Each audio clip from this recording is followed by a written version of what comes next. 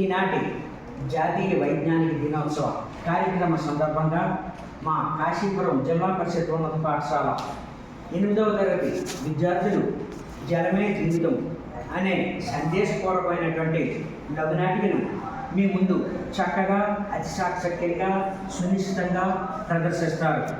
మీరు వారిని సదా ఆశీర్వదిస్తారని కోరుచూ ఉన్నాను.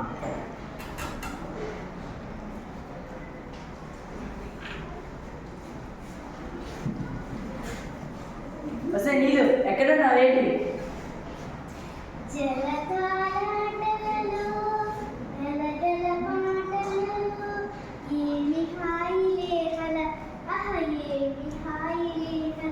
నీళ్ళు ఎక్కడ చేసావు? ఏంటి నన్ను నీ భార్యని ఈ ఇంటిలో పట్టుకొని ఎక్కడ చచ్చారు కదా ఉండండి. ఒక నెల అమ్మగారి ఇంటికి వెళ్ళి వస్తే అప్పుడు ఈ నీళ్ళు అంటే ఏంటో తెలుస్తారు. నీళ్ళు నేను చెప్పింది అర్థం చేసుకోలేదు. స్థానానికి వెళ్ళి ఎంతసేపు అయింది చెప్పు. నీళ్ళు చాలా జాగ్రత్తగా వాడాలి తప్ప వృధా చేయకూడదు. మీరు ఫంక్షన్కి ఊర్లు వెళ్ళేటప్పుడు మాత్రం గంటలుగా స్నానం చేయవచ్చు, టిప్ టాప్గా తయారవ్వచ్చు. నేను సండే కదా ఫండే కదా సినిమాకి వెళ్దామని 60 minutes స్నానం చేస్తే నన్నే చచ్చిపోమంటారా? నేను అమ్మగారి ఇంటికి వెళ్ళిపోతాను. నీళ్ళు ఆగమే. నేను నీళ్ళు పొద్దుకు చేయమంటున్నాను తప్ప నేను స్నానం చేయొద్దు అనలేదు. అయ్యా నీళ్ళు మీరు చెప్పింది ముమ్మాటికి కరెక్ట్ అంటారా? మీరు నాకు శ్రీగంధం మీద చెప్పి మీరు మాత్రం నీకు వేస్ట్ చేయలేదా? అమ్మా నాన్న ఇక ఆపుతారా లేదా? నీళ్ళు పొదుపు చేయాలి అంటారు, మీరు మాత్రం నోరదు తప్పుతారు. మీకు నీరు ఒకదాని గురించి తెలిస్తే పోట్లాడుకోరు. అమ్మా జలజా పుట్టి 3 ఆడవాళ్ళు అవ్వలేదు కానీ ఇంకో మాటలు చెప్తావా? చెప్పు. అమ్మా నన్ను చెప్పనివ్వే. మొన్న మా పూర్ణిమ మేడం గారు నీటి ప్రాధాన్యత గురించి, నీటి సంరక్షణ గురించి, నీటి పొదుపు గురించి చాలా చక్కగా వివరించారే. అంతేకాదు నాన్న, నీటి సంరక్షణ కోసం ప్రభుత్వం చేపట్టిన కార్యక్రమాల గురించి, ప్రజలు చేయాల్సిన పనుల గురించి కూడా పూసగుచ్చినట్టు వివరించారు. మన ఓటు గురించి, నిన్న H2O గురించి, ఈ రోజు అంటువ గురించి కూడా చెప్పారు. ఆ సోదంతా ఇంకే వేగా సినిమాకి వెళ్ళాలి. ఆ ఓటు అంటే ఏంటో, H2O అంటే ఏంటో, NTO అంటే ఏంటో ఒక్క ముక్క అర్థం కాలేదు. అమ్మ జలజా నువ్వు చెప్పు. సినిమా కంటే రేపు వాళ్ళ అమ్మగారింటి కాదు నువ్వు చెప్తుంది. ఓటు అంటే గాలి, H2O అంటే నీరు. గాలి తర్వాత నీరే కదమ్మా జీవకోటికి ఆధారం. గాలి జీవనాధారం అయితే నీరు ప్రాణాధారం. ఇవన్నీ మనకు తెలుసు కానీ మనం పాటించేది అంతే.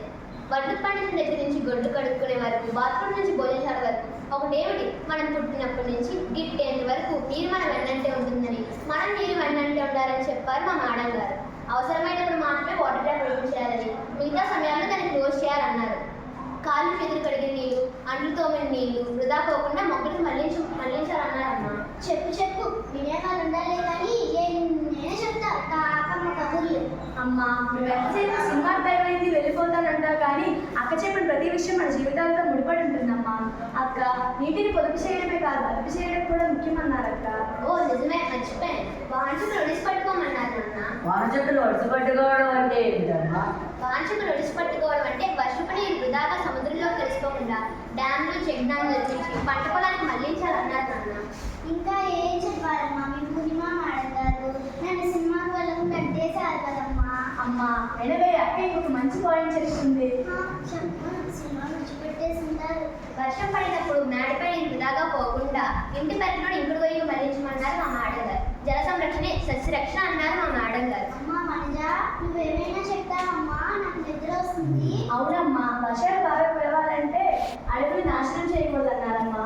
బంజరు భూముల్లో, రోడ్ల పక్కన, చెరువు గొడ్ల పైన మొక్కలు ఎక్కువగా నాటాలన్నారమ్మా. మొక్కలు నాటడమే కాదు వాటిని సంరక్షించి పర్యావరణ పరిరక్షణకు పాటుపడాలన్నారమ్మా. అమ్మా జలజా ఇద్దరు చాలా చక్కగా వివరించారమ్మా. మీకు పూర్ణిమ మేడంకి నా ప్రత్యేక ధన్యవాదాలు. ఇప్పుడు దాకా నువ్వే కదా నిద్ర వస్తుంది నిద్రపోతానని పుణ్యరాగాలు తీసావు. అదంతా అవుతుందేనండి. ఆ సినిమా కంటే మీరు చెప్పిందే సినిమా ఉందండి. ఇందులో రాడేసరికి పటాపంచలు అయిపోయిందండి. అమ్మ ఆ పైవాడు మిమ్మల్ని ఇద్దరిని ఏ స్టోరీ పేర్లతో సహా కలిపాడమ్మా. అవునక్క అమ్మ పేరు నీరు, నాన్న పేరు నీరు. అయితే మన కుటుంబం పేరు జలమే జీవితం. అవునవును మన కుటుంబం పేరు జలమే జీవితం. అవునవును మన కుటుంబం పేరు జలమే జీవితం. అందరినీ